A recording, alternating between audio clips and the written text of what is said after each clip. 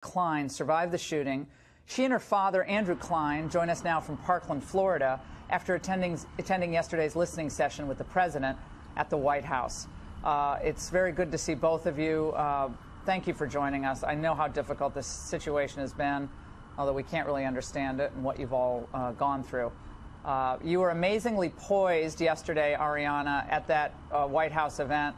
I watched every minute of it, and I know the country and just is rallying to all of you. And your reaction to this news that we just learned a few hours ago about how the security detail who did have a weapon didn't enter the building. Your reaction to that? Well, you know, as a father, Laura, and thank you for having us, it's just maddening to hear that news. You know, when you put your faith in the law enforcement to act to protect your children, and then they fail to act, it's just inexcusable. And, you know, it highlights the other failures that led to this tragedy, that contributed to this tragedy, which was the breakdown at the FBI. They failing to act on the tips that they had, the prior failures of the BSO. So I think that people need to be held accountable. This deputy has apparently been held accountable, but I think we need to continue to look at who's responsible for their failures to act in these circumstances. Ariana, also in the investigation, they found out that the security camera footage that I guess the officials on the scene at the time were reviewing was delayed. So they weren't getting real-time information about what was happening inside the building. There was a several-minute delay, so they were reacting to things that had already happened, which kind of defeats the purpose, don't you think? Ariana, your reaction? Yes. Yes, well, I think it's disgusting that a police officer on campus, he knew his job, and for him not to enter the building where harmless, like innocent children were being shot is just disgusting. And I think that in regards to the technology department and the fact that the security footage was 20 minutes delayed, it should never have happened, and that's one of the simple issues that everyone can agree on that needs to be fixed. We need to be proactive instead of reactive, and we can't have these security footages being looked at after the matter. Last night at the big CNN town hall event, there was a lot of raw emotion. One of the students who wanted to attend but didn't attend because he was upset that to him it seemed like his question was being scripted for him. He spoke out tonight on Tucker's show. I want to play it for you and get your reaction. Let's watch. They had taken what I had wrote and what I had briefed on and talked about, and they actually wrote the question for me. But not with your words. I mean, they put their own words into your question, even after they'd asked you to send questions in. But that seems dishonest.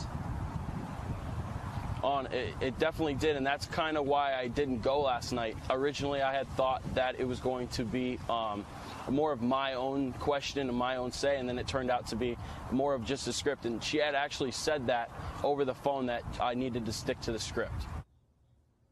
Ariana, what's your reaction to that? That the CNN denies this, by the way, but they have a history of planting questions that Michelle Malkin and others have written about before in other events. But Colton Hobb, who gave that interview, was emphatic about his point. Yes. Well, I think the whole point of the town hall meeting was to hear the kids and hear what we had to say. And for that to happen is inexcusable. Our voices need to be heard, and he should have been able to ask any question he had to ask. But instead, we have these networks that don't want us to give our real opinions, and they want us to further their own agendas. Andrew, it seemed like most of the students, Andrew, had the same opinion on what to do, namely to ban certain weapons, to trash the NRA, to be really disrespectful to Marco Rubio, and nasty things being said to Dana Lash, who was there. But they all seemed to be pretty much in agreement, as far as I could tell. There was no diversity of opinion among either the students or anyone else that I saw, even in the audience. And Laura, that's not surprising at all. I actually spoke to a CNN producer on Thursday, the day after the shooting, and the producer insinuated to me they were looking for people who were willing to espouse a certain narrative, which was taking the tragedy and turning it into a policy debate, and I read that as being a gun control debate. And unfortunately, I think a lot of the people talking about gun control don't understand what they're talking about, because I'm a Republican, I'm a gun owner, I'm a responsible gun owner. And when we talk about gun control, it's not about taking guns away from people like me. It's about keeping them out of the hands of the people who should not have them, who are irresponsible, who are a threat to society. And when, last night when Ted Deutsch kept repeating his mantra that he wants to eliminate any gun that can fire 150 rounds in 6 minutes, that's almost every gun that's out there. So this supposed assault weapons ban, these other items they're talking about, aren't going to accomplish anything, along those lines. So I agree we need to make some headway. We need to raise the age to buy a rifle. I agree with the president on that.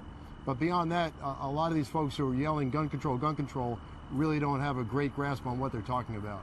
So, Andrew, let me just get this straight. So the CNN producer who called you right after the shooting said specifically what about the way they wanted to produce interviews and so forth? Well, as I recall, the producer said, we're looking for people who want to talk about the policy implications about what happened in terms of, she didn't mention guns, but, in terms of the policy implications for preventing future mass shootings. And if you know folks who want to talk about that, we'd like to speak to those people. Very interesting. Ariana and Yes. Mr. Klein, thank you so much for joining us. Our prayers continue to be